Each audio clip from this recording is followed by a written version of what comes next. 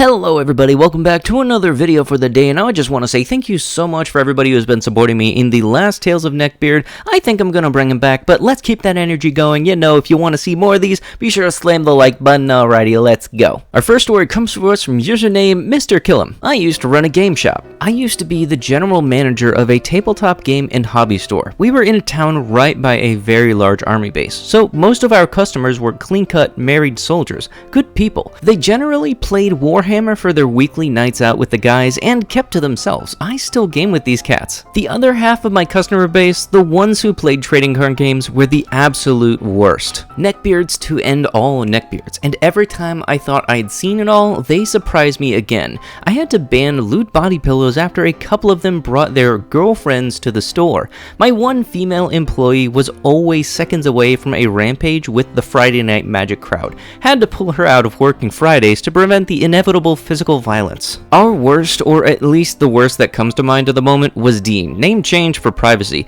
He checked most of the boxes: obese, horrible diet, fedora on the head, messy eater, and a grade A butthole. Dean had a pen chat for lewd diaper furry playmat. Oh Jesus dude. Think a giant mousepad to set your game cards on during a game, and definitely didn't have a pen chat for bathing. You smelled him before you saw him. He smelled far worse than even the average trading card game player, and was at least in his late 20s. One evening, he was exceptionally ripe, smelled like the dumpster outside of a daycare, and other card players started complaining. I had a rule that if you smelled like you hadn't bathed, I'd call out your name loudly and kick you out, telling everyone that you smelled like butt. This angered the dean. He threw a screaming fit, ranting about how I was so horrible that I'd lost a customer forever, that people just came to see him play, and finished with, "I can't help how I smell. I can't help that I'm too big to wipe." What the? You could have heard a pin drop after he said that. We were all just too horrified to speak,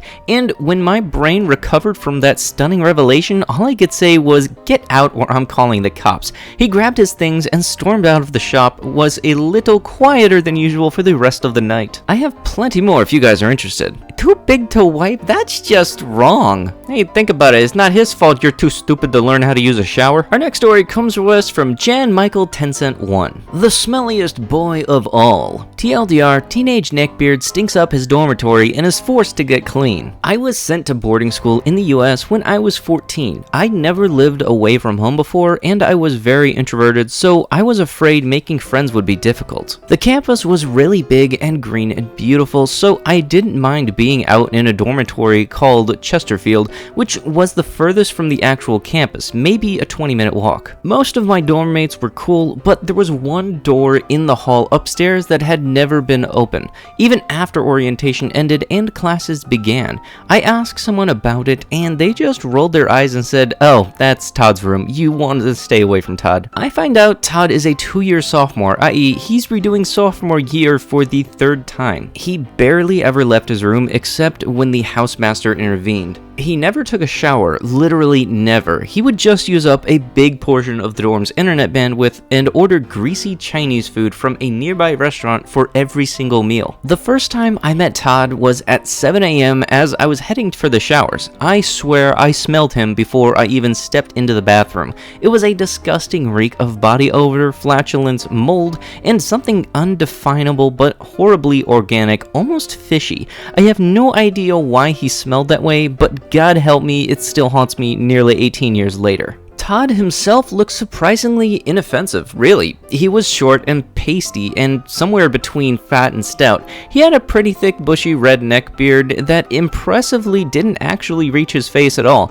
It just stopped right at the jawline. His face was super greasy and pockmarked, and his hair was short and frizzy. He was wearing dirty, stained, and torn sweatpants that looked like they had been used to soak up chemical spills or something, and a ragged t-shirt. He looked like an Amish garden gnome. He looked like the Keebler elf put in charge of the licorice and onion cookies. He looked like a bad Oscar the Grouch cosplay. He also smelled like a Balrog's jockstrap. As soon as I walked in, he points a chubby finger at me, looks at me all intense, and yells, "Who the frick are you?" I'm OP. Who the frick are you? Todd leaning in and actually sniffing the air around me. Where are you from? Are you Indian? I am Arab, so the skin is a few shades darker than the average white person. At this distance, his smell was just overpowering, and I was trying not to breathe or gag.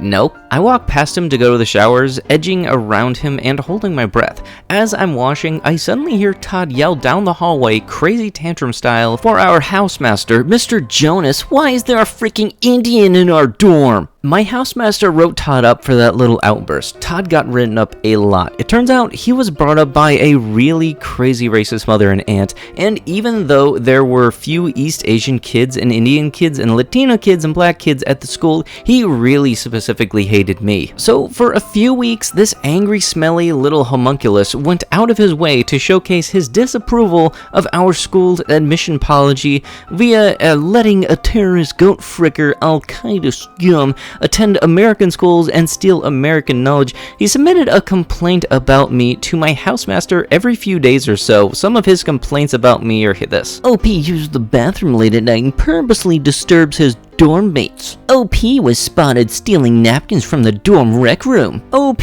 stole books from the library. I had checked out books for a class, but Todd decided I just swiped them. OP hugs all the washers and dryers in the laundry room. This one was particularly stupid since Todd was notorious for never washing his clothes ever. OP is spreading anti-American propaganda. I shot you not. He even demanded that the dean inform the FBI. This was before 9/11 and the creating of Homeland Security. Now, as bad as Todd seemed, he was actually easy to deal with because no one ever saw him. He only emerged to pick up his $5 egg foo yun from the delivery guy, sometimes go to class, or when the housemaster made him come down and do his house chores. He never attended dorm meetings, never socialized with anyone, and barely even opened his door. The last fact was a huge blessing because Todd's room stank so much, all of the kids neighboring him chipped in to buy plug-in air fresheners and sprays to make the hallways more tolerable. They complained to the housemaster a lot, and Mr. Jonas had frequent talks with him about his hygiene,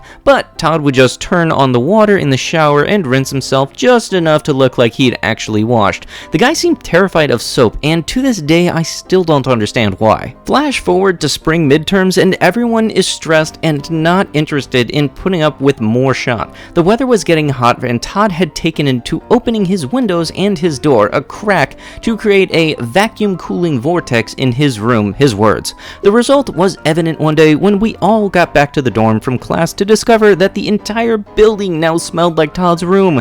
It smelled like a pack of skunks having an orgy in a dumpster, a Burning Man. It smelled like a sick walrus had diarrhea trapped in a hot room. It smelled like Jabba the Hutt's hemorrhoids. Even now, as I'm recalling it, something in me wants to gag. It was insidious. Even after washing my bedclothes 3 times, I could still smell it. Eventually, I just had to buy new sheets. Naturally, everyone was pissed as heck that their clothes and beds and books and stuff all stank. The lawn outside the dorm was littered with all the stuff we had thrown out, hoping the sun might purify this unholy corruption. The housemaster was suddenly facing 20 angry kids, all demanding that something be done about Todd. To make matters worse, the housemaster's family lived in an attached house, so even their space got some of Todd's signature musk, and Mrs. Jonas was even angrier than we were. So, Mr. Jonas called a dorm meeting. Todd, unsurprisingly, didn't show. So, the few lacrosse and football jocks among us all stormed upstairs to Todd's room, took deep breaths and ran in, and manhandled his stinky butt out of the pit. We had all taken to calling Todd's room the pit. Todd was struggling and trying to do kung fu kicks and shoryuken uppercuts on them, which only made them angrier. One of them starts pulling Todd down the hall suddenly, shouting, "Frick the meeting, let's get him in the fricking shower." So 4 kids are now dragging a screeching Todd by his arms and legs down the hall as a 5th turns on the water. But there's a problem. Who's going to strip this kid? Nobody wants to touch any more of him than they have to, and absolutely no one wants to see him naked. Todd was angrily threatening everyone and calling them kitties and cowards, and promising to report all of them for this violation of his human rights. Then the 5 jocks as one all shrug, pick him up, and just leave him to the shower, clothes and all. Now now Todd is writhing on the wet floor of the shower, actually hissing like a vampire as the water sprays on his face, pretending to be hurt and occasionally squealing, actually squealing like a pig, like the movie Deliverance. Everyone in the room has crowded around as best as we could. It was a small bathroom, and we can even hear Mr. Jonas coming up the stairs yelling about the noise. One of the guys, Eric, hero of the hour, also Todd's immediate neighbor, grabs the mop from the cleaning cupboard, and the same one we use to mop their dirty floors, and brandishes it at Todd. Either you grab some soap or start scrubbing, Todd, or I'm using this. Okay, Todd? We're sick of this.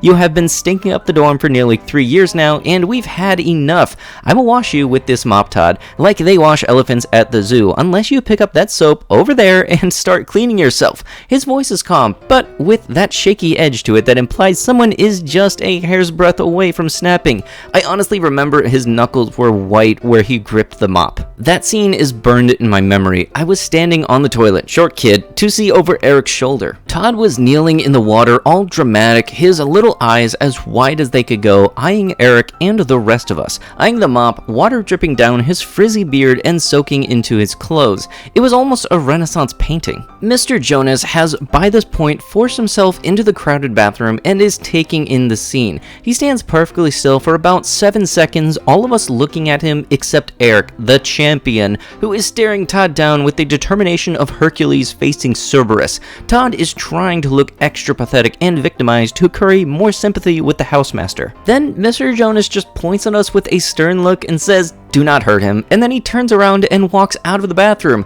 Outside, we can hear him telling some of the kids to grab some masks and gloves from the cleaning supply closet, and his disgusted groan as he opens the door to Todd's room and gets a face full of that reeking, swamping stink. So, on that fateful afternoon, we all stood there and watched Todd reluctantly scrub his face, his beard, his hands, and arms, all the while muttering threats about reporting us to the dean and the Department of Education and the FBI and his mother.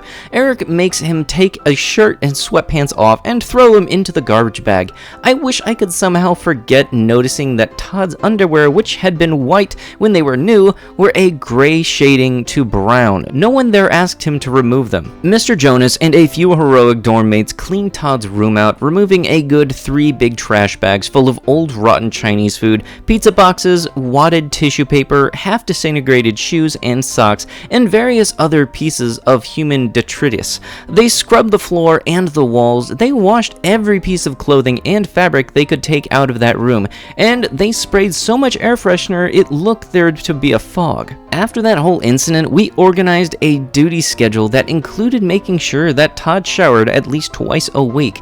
Everyone had to do it in groups of 2. We had to go knock on Todd's door and take him to the shower where he was allowed to wear a bathing suit or shorts as we watched him actually scrub himself down with soap and shampoo. If he refused, we told him we would literally hose him down inside his room, spraying his beloved computer and books and everything down too if we had to. The first time it was my turn to take part in this, Todd just shook his head and stared at me with hate in his piggy eyes and said, "I know you're the one who made them do this. Don't think you fricking won, you goat fricker." I moved dorms the next year and maybe saw Todd another 5 times total before I graduated. Someone told me he's married now and living back home. All I can wonder is what that house must smell like. And with that, that is going to have to be it with the video. If you'd like to be amazing and supportive, be sure to slam that like button, comment down below what you liked about the video, and if you have not already, subscribe and turn on those notifications. I'll be sure to see you guys in the next one. Thank you so much for watching, and bye-bye.